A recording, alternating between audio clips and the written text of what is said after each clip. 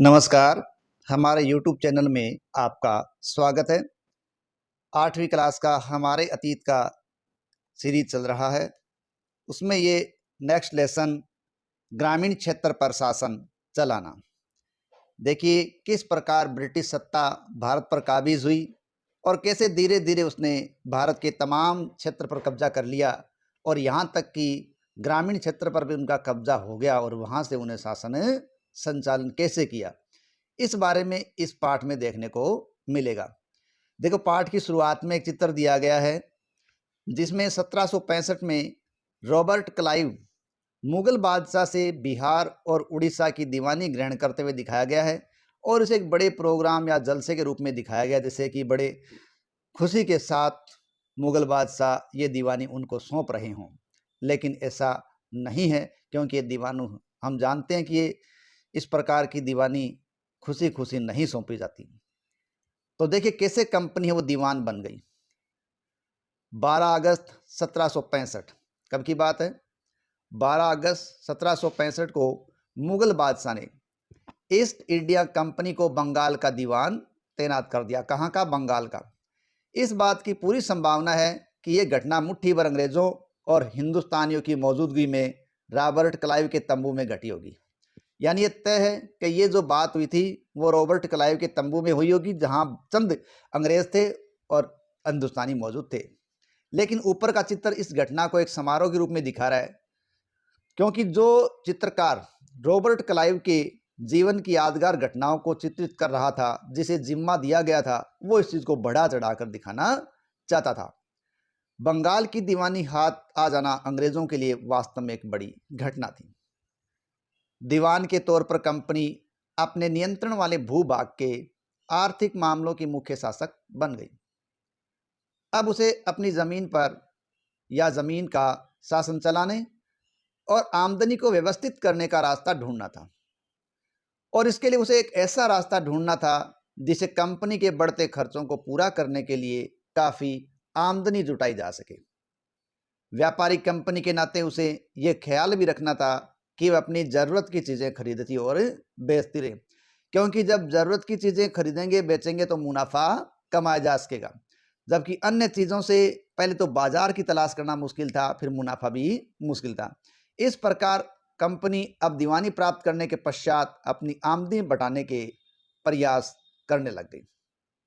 समय के साथ कंपनी को यह बात भी समझ में आ गई कि उसे सावधानी के साथ ही आगे बढ़ना पड़ेगा। क्यों? क्योंकि वो बाहरी ताकत है और बाहरी ताकत होने की वजह से उसे लोगों को भी शांत रखना पड़ेगा, क्योंकि जरूरी था कि दूसरे लोगों को यहाँ पसंद नहीं किया गया। जो लोग गांव देहात में पहले शासन चला चुके थे और उनके पास अभी भी काफी ताकत और सम्मान था, ऐसे जो लोग स्थानीय सत्ता में रह चुके थे उनको नियंत्रित करना जरूरी था, लेकिन उनको खत्म नहीं किया जा सकता था, और ये बात कंपनी अच्छी तरह से जानती थी। इसलिए उसने तय किया कि वो सावधानी से आगे बढ़े तो ही ठीक है। लेकिन उन्होंने ये काम कैसे किया? ग्रामीण इलाकों को उन्होंने उपनिवेश कैसे बनाया? उन्होंने आय के साधन कैसे तलाश किए और लोगों के अधिकार उन्होंने किस प्रकार तय किए और अपनी मन माफिक फसल उन्होंने किस प्रकार तैयार करवाई, ये सब हमें यहाँ देखने को मिलेगा। कंपनी की आमदनी। देखिए, कंपनी दीवान तो बन गई, लेकिन अभी भी खुद को एक व्यापारी ही मानती थी। भारी भरकम लगान चाहती थी, लेकिन इसके आंकलन और वसूली की कोई नियमित व्यवस्था करने से वो हिचकिचा रही थी। यानी उनको ये लग रहा था कि उनको भारी भरकम लगान तो प्राप्त करना चाहिए, लेकिन उसे प्राप्त करने का तरीका क्या हो, किस प्रकार ये व्यवस्था तय करें, उसमें थोड़ी उनको हिचकिचाहट थी। उनकी कोशिश क्या थी कि ज़्यादा से ज़्यादा राजस्व हासिल करे और कम से कम कीमत पर वो बढ़िया सूती और रेशमी कपड़ा खरीदें। यानी उनको राजस्व लगान के रूप में ज़्यादा प्राप्त हो और कम कीमत पर उनको बढ़िया सूती और रेशमी कपड़ा भी प्राप्त हो जाए। इसी कारण 5 साल के भीतर बंगाल में कंपनी द्वारा खरीदी जाने वाली चीज़ों का कुल मूल्य 2 गुना हो चुका था, यानी कीमतें काफ़ी बढ़ चुकी थी। 1765 से पहले कंपनी ब्रिटेन से सोने और चांदी का आयात करती और इन सोने और चांदी के आयात के बदले वो भारत से सामान खरीदती थी। अब बंगाल में इकट्ठा होने वाले पैसे से ही निर्यात के लिए चीज़ें खरीदी जाने लगी। यानी बंगाल की दीवानी जब उनको प्राप्त हो गई तो अब उन्हें अपने देश से सोना और चांदी मंगाकर यहाँ उसे खपाने की आवश्यकता नहीं थी, क्योंकि अब उनको राजस्व बंगाल से प्राप्त होने लगा था। इसलिए अब यहाँ की चीज़ें खरीदना उनके लिए कोई मुश्किल काम नहीं था। जल्दी ही यह जाहिर हो गया कि बंगाल की अर्थव्यवस्था एक गहरे संकट में फंसती जा रही है। कारीगर गांव छोड़कर भाग रहे हैं, क्योंकि उन्हें बहुत कम कीमत पर अपनी चीज़ें कंपनी को ज़बरदस्ती बेचनी पड़ती थी। यानी कीमत भी कम और वो भी ज़बरदस्ती बेचना। किसान अपनी लगान नहीं चुका पा रहे थे, कारीगरों का उत्पादन गिर रहा था और खेती है वो लगातार चौपट हो रही थी, क्योंकि उनकी तरफ तो अंग्रेज़ों का ध्यान भी नहीं था। उनका ध्यान इस तरफ था कि लगान किस प्रकार ज़्यादा से ज़्यादा लिया जाए, या जो उनके पास साधन है उस साधन को वो कैसे बढ़ाए। इसलिए खेती है वो लगातार चौपट होने लगी थी। इसके बाद देखिए 1770 में बंगाल में अकाल पड़ा तो 1 करोड़ लोगों की मौत हो गई और लगभग 1/3 आबादी है वो बंगाल की समाप्त हो गई। ठीक है, यानी बंगाल की लगभग 1/3 आबादी इसके अंतर्गत अकाल का ग्रास बन गई। कब की बात है? 1770 में पड़े अकाल के कारण। ठीक है, अब देखिए एक और बात भी ध्यान रखें कि जब बंगाल के क्षेत्रों में मुर्शिदाबाद का एक चित्र यहाँ दिया गया है, देखिए इसमें देखो एक हाट बाजार है, ये साप्ताहिक हाट बाजार है। यहाँ साप्ताहिक हाट बाजार में कि किसान और कारीगर अपनी चीज़ें बेचने और ज़रूरत की चीज़ें खरीदने के लिए आया करते थे। लेकिन आर्थिक संकट के समय बाजारों पर बहुत बुरा प्रभाव पड़ा और उनकी हालात दिन प्रतिदिन खराब होती चली गई। नेक्स्ट, खेती में सुधार की जरूरत। अगर अर्थव्यवस्था संकट में थी तो क्या कंपनी अपना राजस्व आय के बारे में आश्वस्त रह सकती थी? बिल्कुल भी नहीं रह सकती थी, क्योंकि यदि अर्थव्यवस्था संकट में है तो अंग्रेजों के लिए और भी संकट था। यह काम किस तरह किया जा सकता था? क्योंकि कंपनी के ज्यादातर अफसरों को तो लग रहा था कि जमीन में निवेश करना और खेती में सुधार करना जरूरी है। ठीक है, यानी जब तक जमीन और खेती की तरफ ध्यान नहीं दिया जाएगा तब तक अर्थव्यवस्था संकट में रहेगी। अब ये कैसे करें? इस सवाल पर 2 दशकों तक बहस चली। आखिरकार कंपनी ने 1793 में स्थायी बंदोबस्त लागू कर दिया। ध्यान रखें, कंपनी ने स्थायी बंदोबस्त कब लागू किया? 1793 में। देखो, स्थायी बंदोबस्त लागू करने वाला व्यक्ति था कॉर्नवालिस। ठीक है, यानी कॉर्नवालिस बंगाल का उस समय गवर्नर जनरल था जब स्थायी बंदोबस्त लागू किया गया। स्थायी बंदोबस्त का मतलब है तो स्थायी हो जाए कुछ समय के लिए। इस बंदोबस्त की शर्तों के हिसाब से राजाओं और तालुकेदारों को जमींदार के रूप में मान्यता दे दी गई। उन्हें किसान से लगान वसूलने और कंपनी को राजस्व चुकाने का जिम्मा सौंप दिया गया। यानी कुल मिला के जमींदारों को मुखिया बना दिया गया। उनकी ओर से चुकाई जाने वाली राशि स्थायी रूप से तय कर दी गई। इसका मतलब यह था कि भविष्य में कभी भी इसमें इजाफा यानी बढ़ोतरी नहीं की जा सकती थी।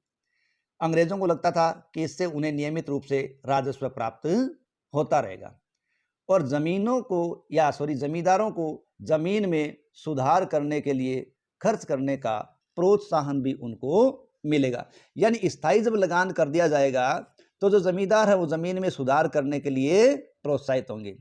और उन्हें लगता था कि क्योंकि राज्य की ओर से राजस्व की मांग बढ़ने वाली नहीं थी, इसलिए जमींदार बढ़ते उत्पादन से फायदे में भी रहेंगे। ये अंग्रेजों को लगा कि वो जमीन में खर्च भी कर देंगे और उत्पादन भी बढ़ाएंगे। कब? स्थायी बंदोबस्त लागू करने के बाद। अब देखो, यहां बंगाल के रैयतों पर कोलब्रुक का एक कथन है।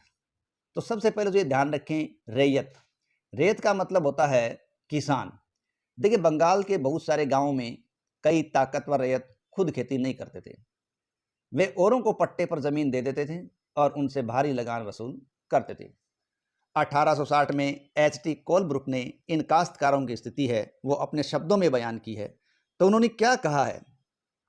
बटाई की भारी शर्तों और मवेशियों, बीज, आजीविका और कर्जे के बदले बेगारी से दबे ये काश्तकार खुद को कर्ज से कभी भी बाहर नहीं निकाल सकते।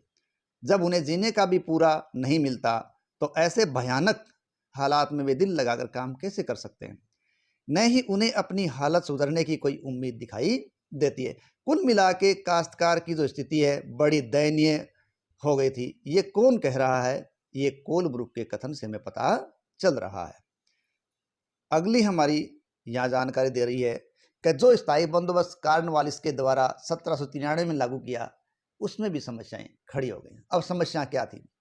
स्थायी बंदोबस्त ने समस्या पैदा कर दी। कंपनी के अफसरों ने पाया कि अभी भी जो जमींदार है वो जमीन में सुधार के लिए खर्चा नहीं कर रहे। असल में कंपनी ने जो राजस्व तय किया था वो इतना ज़्यादा था कि इसको चुकाने में जमींदारों को भारी परेशानी हो रही थी। जो जमींदार राजस्व चुकाने में विफल होता था उसकी जमींदारी छीन ली जाती थी। बहुत सारी जमींदारियों को कंपनी बाकायदा प्राप्त कर चुकी थी और उनको नीलाम भी कर चुकी थी, यानी सुधार नहीं था। 19वीं सदी के पहले दशक तक हालात बदल चुके थे। यानी 19वीं सदी के पहले दशक की बात करें तो 1793 18वीं शताब्दी का एक उत्तरार्ध है, वो अंतिम होता समय है।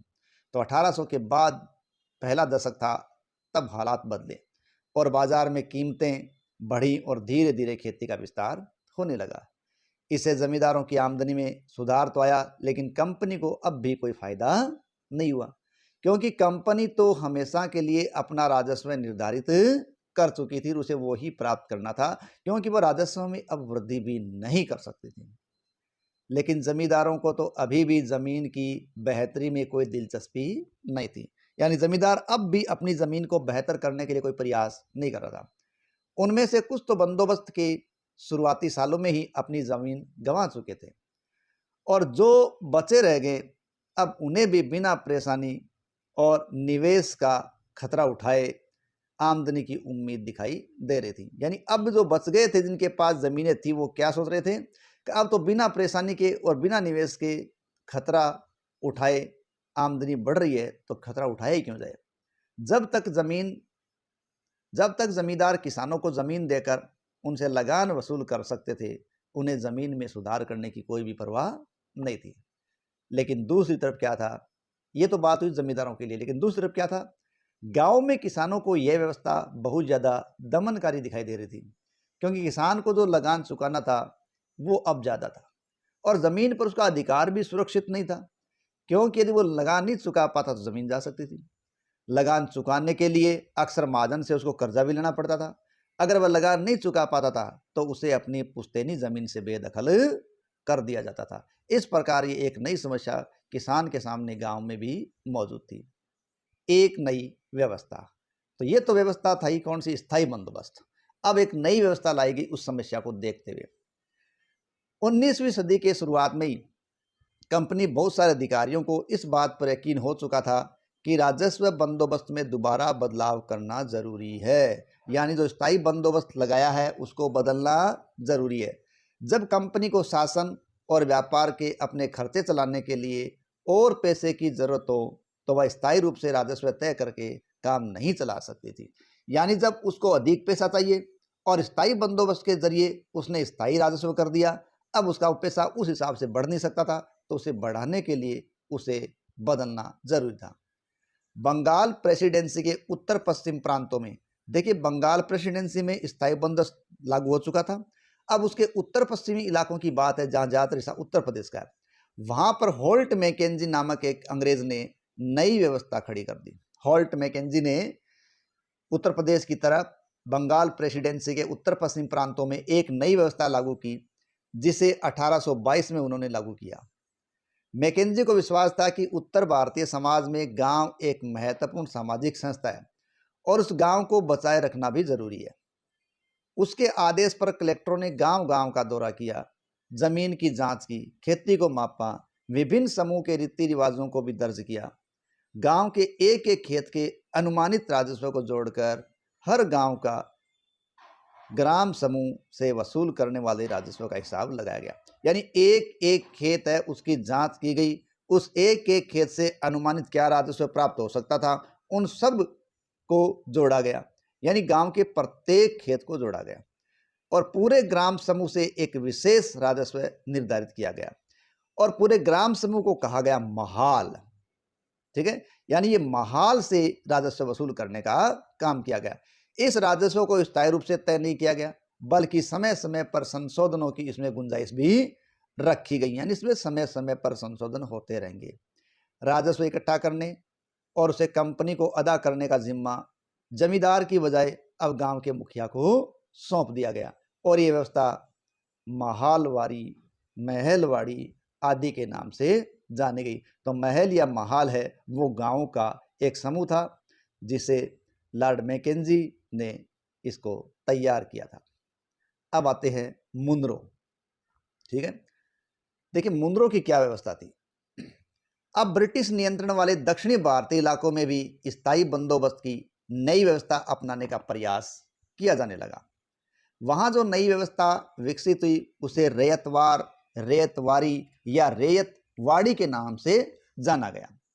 वहां जो नई व्यवस्था थी वो कैप्टन अलेक्जेंडर रीड के प्रयास से सामने आई, जिसमें योगदान टॉमस मुनरो का था।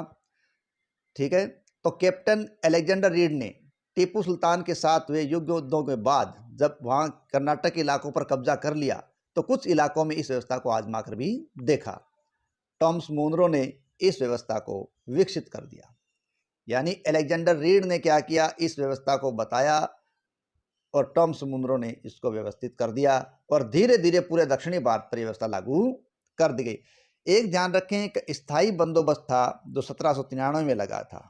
ठीक है, वो बंगाल के क्षेत्रों की घटना है और वही उत्तर की पश्चिमी तरफ या उत्तर प्रदेश के अधिकांश इलाके में जो 1822 में व्यवस्था चली थी वो महलवाड़ी थी और दक्षिणी भारत में जो व्यवस्था चली थी वो कौन सी थी, महालवाड़ी, सॉरी रेयतवाड़ी, हाँ रेयतवाड़ी थी, जो रीड के द्वारा, रीड और मुनरो के द्वारा विकसित की गई थी।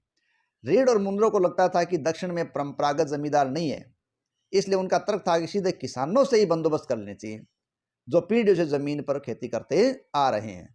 राजस्व आकलन से पहले उनके खेतों का सावधानी पूर्वक सर्वेक्षण किया जाना चाहिए और मुनरो का मानना था कि अंग्रेजों को पिता की भांति किसानों की रक्षा करनी चाहिए।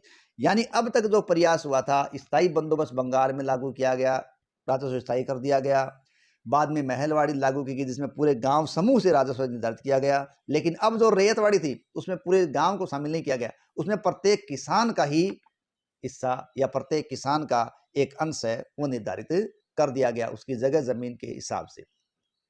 सब कुछ ठीक नहीं था। नई व्यवस्थाएं लागू होने के बाद महज कुछ साल के भीतर उनमें समस्याएं दिखाई देने लगी।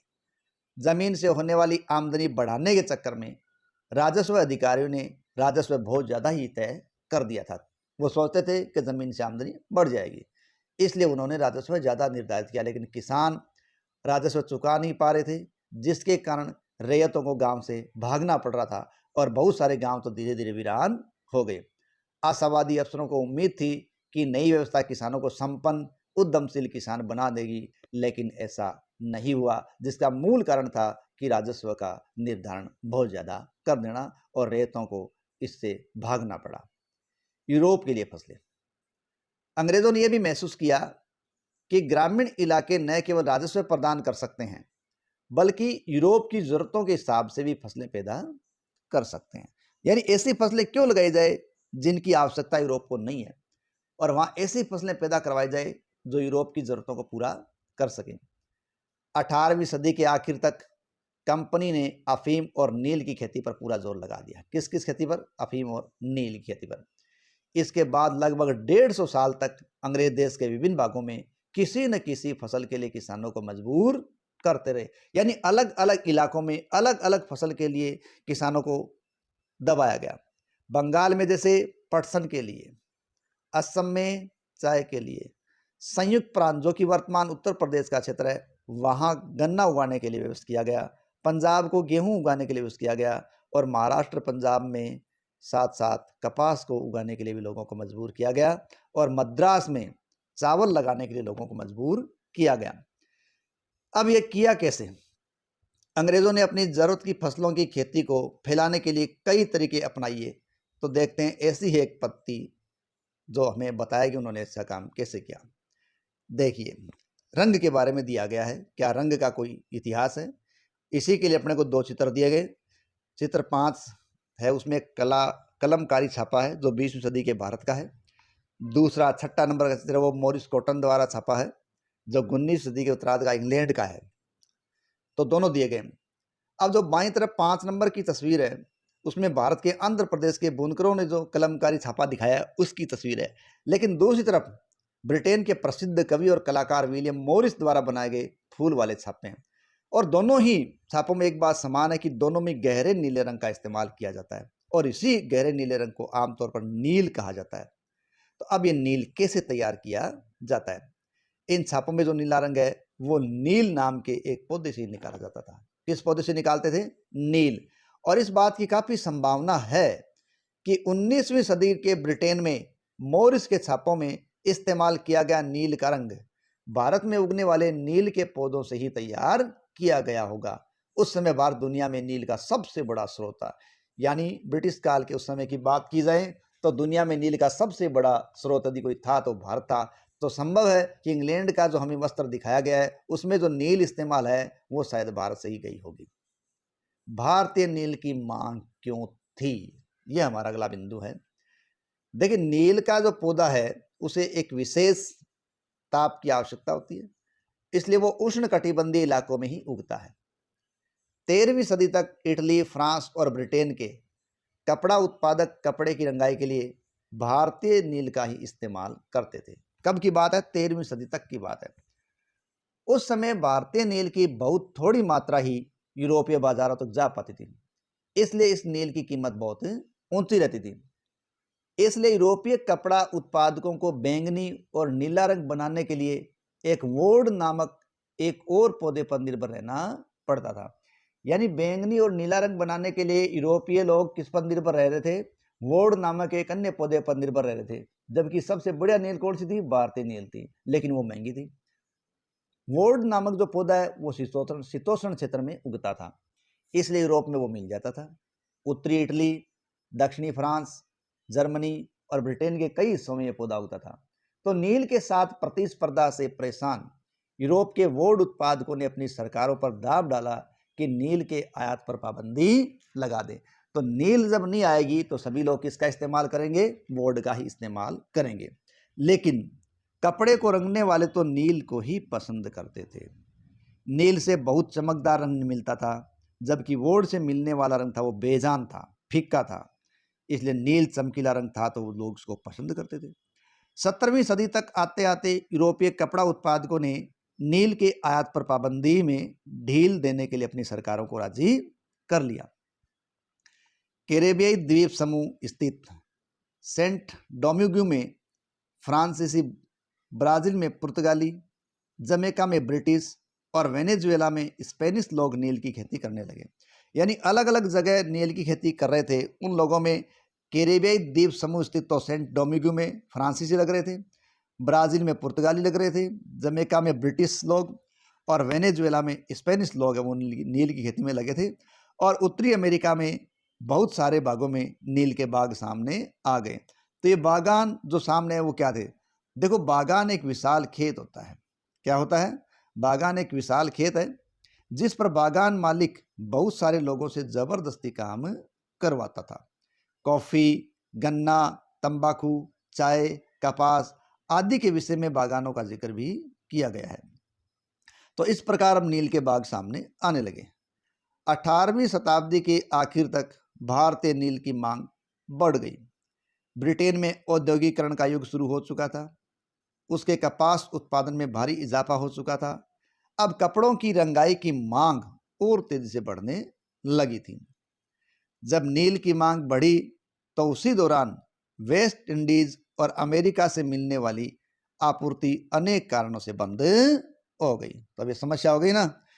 1783 से 1789 के बीच दुनिया का नील उत्पादन अब आधा रह गया। ब्रिटेन के अंग्रेज अब नील आपूर्ति के लिए बेचैनी से किसी दूसरे स्रोत की तलाश कर रहे थे।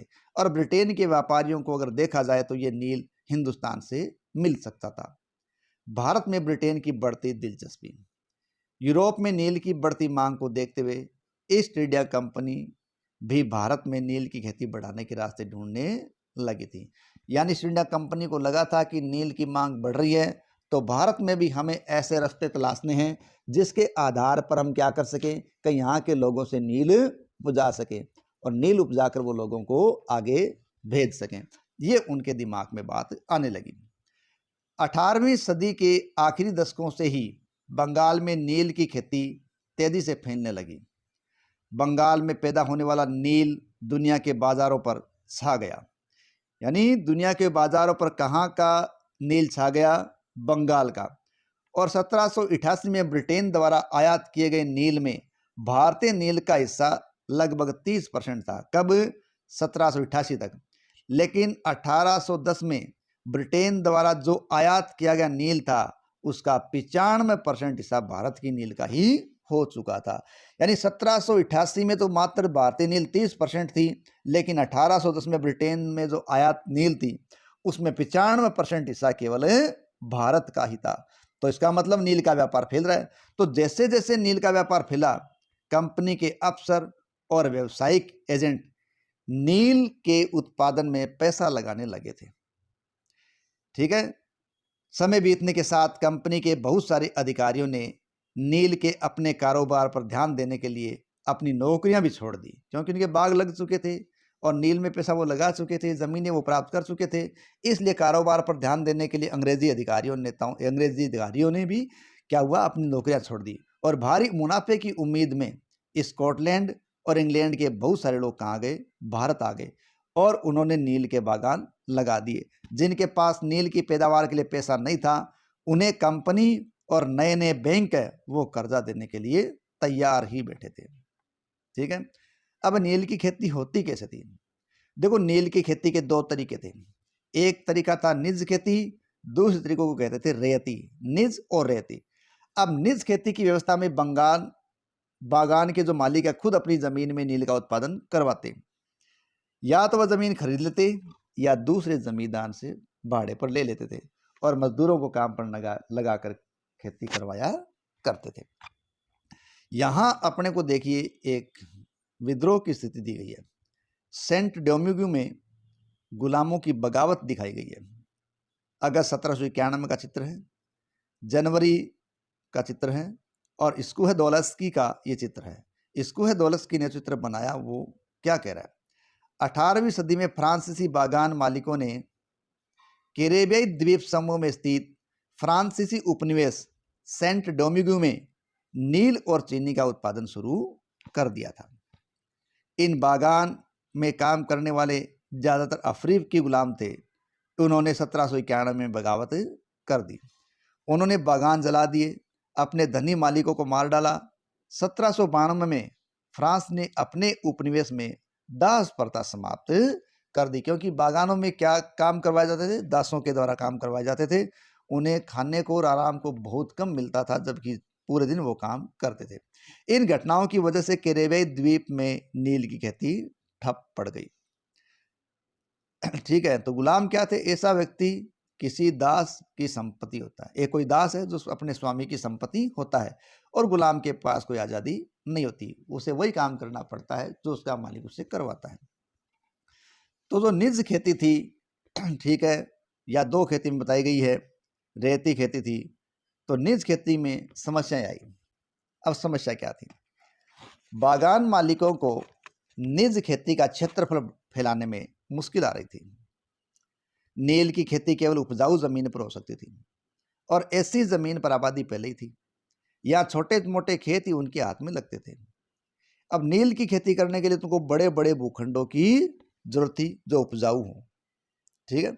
लेकिन ऐसे उपजाऊ क्षेत्र आबादी से भरे थे।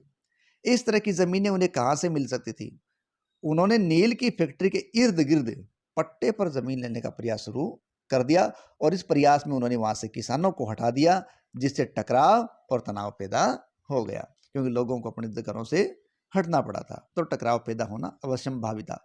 मजदूरों का इंतजार भी करना था, तो मजदूरों का इंतजाम करना भी कोई आसान काम नहीं था। बड़े बागान के लिए बहुत सारे मजदूरों की जरूरत पड़ती थी।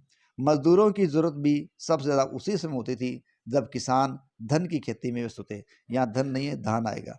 यानी जब धान की खेती हो रही होती तो किसान अपनी धान की खेती में व्यस्त होते थे और उसी समय कंपनी को भी बहुत ज़्यादा मजदूरों की जरूरत पड़ती थी, जिसके लिए मुश्किलें आती थी। बड़े पैमाने पर निज खेती के लिए बहुत सारे हल बैलों की जरूरत थी।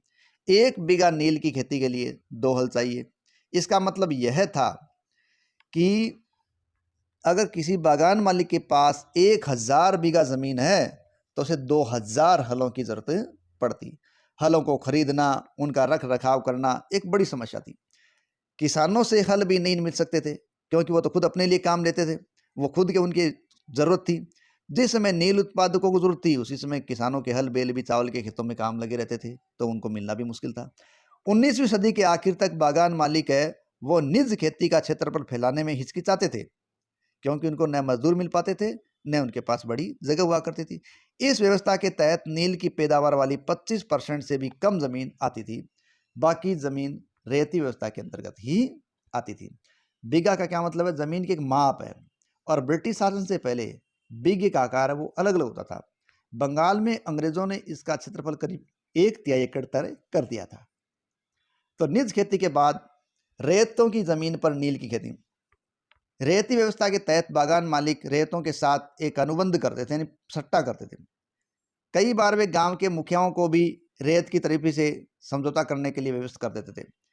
यानी रेत तो है किसान, और कई बार वो गांव के मुखिया को भी इतना विवश कर देते थे कि वो अपने किसानों की तरफ से अनुबंध पर दस्तखत कर देते थे और उन्हें नील उगाने के लिए कम ब्याज पर बागान मालिकों से नगद कर्जा मिल जाया करता था। लेकिन कर्ज लेने वाले रैयत को अपनी कम से कम 25% जमीन पर नील की खेती करनी पड़ती थी। बागान मालिक बीज और उपकरण उनको देते थे, जबकि मिट्टी को तैयार करना, बीज बोना, फसल की देखभाल करना, ये सारा जिम्मा किसके पास होता था? ये सारा जिम्मा काश्तकार के पास ही होता था। अब एक चित्र में यहाँ 19वीं सदी की शुरुआत है। बंगाल के मजदूर है वो नील की खेती करते हैं और उसे दिखाया गया है भारत में नील के पौधों की कटाई अधिकांश पुरुष ही करते हैं। देखो, जब कटाई के बाद फसल बागान मालिकों को सौंप दी जाती थी तो रेतों को नया कर्जा मिल जाता था और ये चक्कर बार बार चलता रहता था।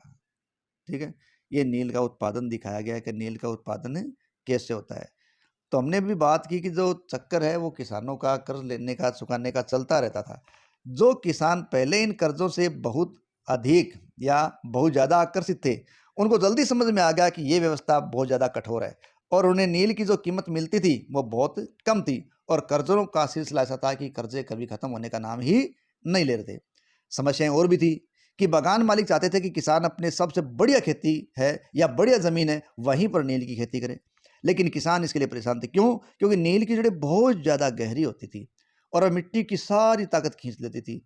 नील की कटाई के बाद वहाँ धान की खेती हो ही नहीं सकती थी, इसलिए किसान सबसे ज़्यादा उपजाऊ ज़मीन पर यह काम करने में हिचकिचा रहे थे। ये चित्र अपने को दिया गया किस प्रकार नील तैयार होता है। देखिए, नील उत्पादन के बारे में दिया गया है कि ये विलियम सिम्पसन का एक चित्र बनाया गया है।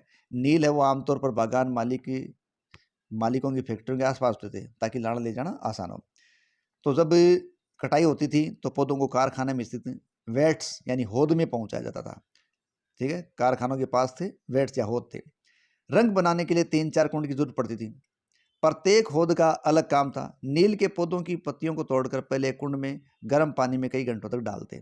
अब इसमें से गर्म पानी में पत्तियों को डाल दिया गया तो उसका किण्वन हो जाता था। ठीक है, इसलिए इस होद को किण्वन या स्टीपर किंड कहते थे। तो स्टीपर कुंड या किण्वन कुंड में उसका किण्वन हो गया। अब पौधे किण्वित हो गए तो द्रव्य में बुलबुले उठने लगे। द्रव्य में क्या होने लगे? बुलबुले उठने लगते थे। अब सड़ी हुई पत्तियों को निकाल दिया जाता है और द्रव्य को एक होद में छान लिया जाता है। दूसरा होद पहले होद के ठीक नीचे होता है। तो पहले होद में ये काम हो गया, सड़ गल गई पत्तियां। अब उनके बचे अवशेष को किस में डाल दिया? जब बुलबुले उठने लगे ना तब पत्तियों को तो निकाल दिया और बाकी द्रव्य को दूसरे होद में डाल दिया। अब जो दूसरा होद था वो बीटर वाट कहलाता था। बीटर वाट, इस में पोल को लगातार हिलाते और पेडल से खंगाला जाता था।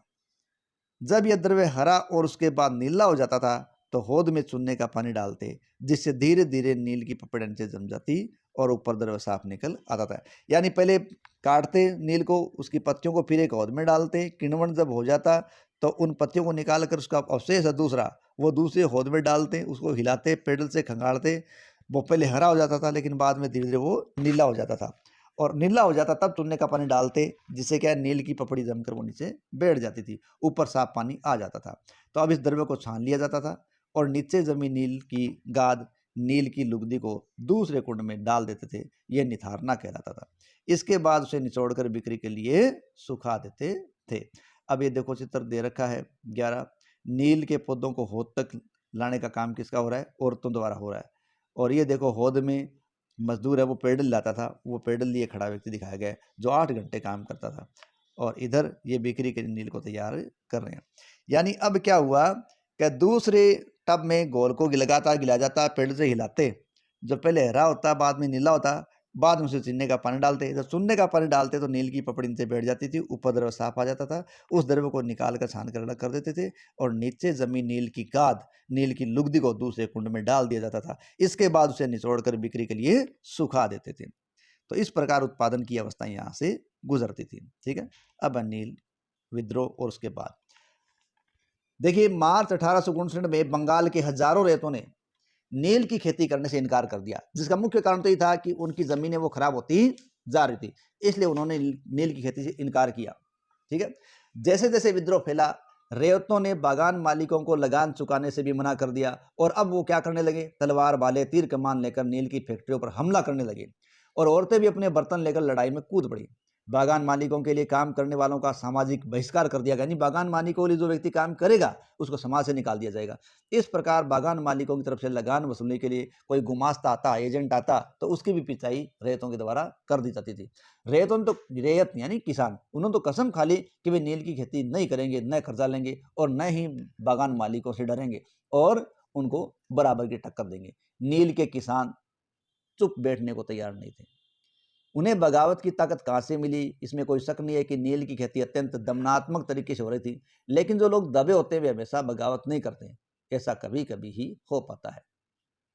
देखो यहाँ एक पंक्ति दी गई है नील गांव का एक गीत। देखो संघर्ष के क्षणों में लोग एक दूसरे का उत्साह करते, सामूहिकता का भाव पैदा करते। इस तरह के गीत हमें वहाँ की भावना से या उनके द्वारा पता चलते हैं। नील विद्रोह के दौरान बंगाल के निचले इलाकों में बहुत सारे गीत सुनाई देते थे।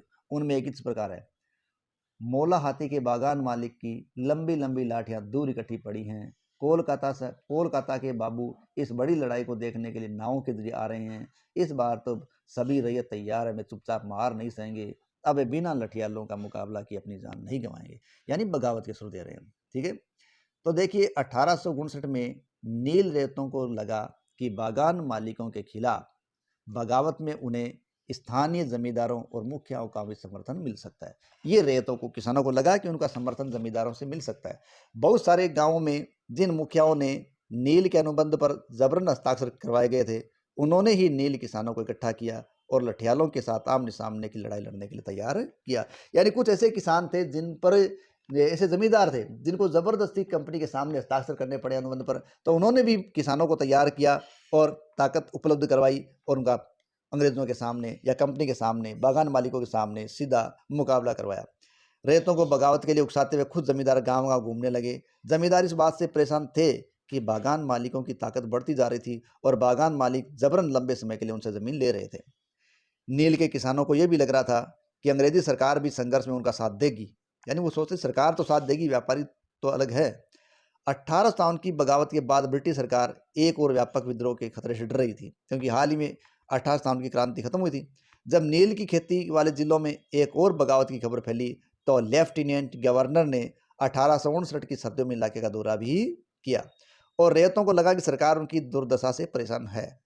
बरसात में मजिस्ट्रेट एस्ले ईडन ने एक नोटिस जारी किया और उसमें उन्होंने कहा कि रेतों को नील अनुबंध मानने के लिए मजबूर नहीं किया जाएगा। इस नोटिस के आधार पर लोगों में यह खबर फैल गई कि रानी विक्टोरिया है, उसने नील की खेती ना करने का आदेश दे दिया है, जबकि ऐसा आदेश नहीं था। उनको तो ये था कि वो चाहे तो आगे अनुबंध न करें और ज़बरदस्ती अनुबंध न करवाया जाए। लेकिन लोगों ने क्या सोचा, किसानों ने सोचा कि ब्रिटिश रानी विक्टोरिया उनके पक्ष में है और उसने नील की खेती न कराने से कह दिया है। ईडन किसानों को शांत करने और विस्फोटक स्थितियों को नियंत्रित करने की कोशिश कर रहे थे। उनकी कार्रवाई को किसानों ने अपना विद्रोह का समर्थन मान लिया। किसानों को लगा कि उनका समर्थन कर रहे हैं। जैसे जैसे विद्रोह फैला, कलकत्ता के पढ़े लिखे लोग भी क्या हुए, वो इस काम में आगे आने लगे और नील जिलों के चल पड़े। उनको रैयतों की दुर्दशा, मालिकों की जोर जबरदस्ती और अत्याचारी व्यवस्था के बारे में वो लिखने लगे। अब इस बगावत से परेशान सरकार बागान मालिकों की रक्षा के लिए सेना भी बुलानी पड़ी। नील उत्पादन व्यवस्था की जांच करने के लिए एक आयोग भी बना, जिसे नील आयोग का नाम दिया गया। और इस आयोग ने बागान मालिकों को दोषी पाया और जोर जबरदस्ती के लिए उनकी आलोचना भी की। आयोग ने कहा कि नील की खेती रेतों के लिए फायदे का सौदा नहीं है। आयोग ने रेतों से कहा कि वे मौजूदा अनुबंध को तो पूरा करें, जो एग्रीमेंट कर रखा है उसको पूरा करें, लेकिन आगे से वे चाहे तो नील की खेती को बंद कर सकते हैं। इस प्रकार को उनको नील आयोग ने आदेश दिया। इस बगावत के बाद बागानों में नील उत्पादन का काम तो धराशायी ही हो गया। इसके बाद बागान मालिक बिहार की तरफ ध्यान देने लगे थे, बंगाल को उन्होंने छोड़ दिया। लगभग 19वीं सदी के आखिर में कृत्रिम रंगों का जब निर्माण होने लगा, यानी 19वीं सदी के आखिर में क्या हुआ, कृत्रिम रंग बनने लग गए। इससे उनका व्यवसाय भी बुरी तरीके से प्रभावित हो गया। फिर भी वे उत्पादन फैलाने में सफल रहे। जब महात्मा गांधी दक्षिणी अफ्रीका से लौटे तो हम जानते हैं कि बिहार का एक किसान रामचंद्र है, वो चंपारण में इनसे आकर मिला था, और चंपारण आकर नील उत्पादक किसानों की दुर्दशा देखने के लिए गांधी जी को मनाया था। और 1917 में महात्मा गांधी का ये दौरान नील बागान मालिकों के खिलाफ चंपारण आंदोलन की एक शुरुआत था। कुल मिला के लोगों ने अपनी इस घटना के लिए या नील के लिए, इसके विरोध के लिए भरपूर प्रयास किया, और अंग्रेज़ों ने अपनी तरफ से भी अपने काम को बढ़ाने में कोई कसर नहीं छोड़ी थी। तो आज का ये पाठ यहीं समाप्त होता है। आशा है आपको पसंद आया होगा। यदि आपको हमारा ये प्रयास पसंद आया तो प्लीज़ चैनल को लाइक करें, कमेंट करें, सब्सक्राइब करें, और हाँ, हो सके तो आगे से आगे शेयर करें। जय हिंद, जय भारत।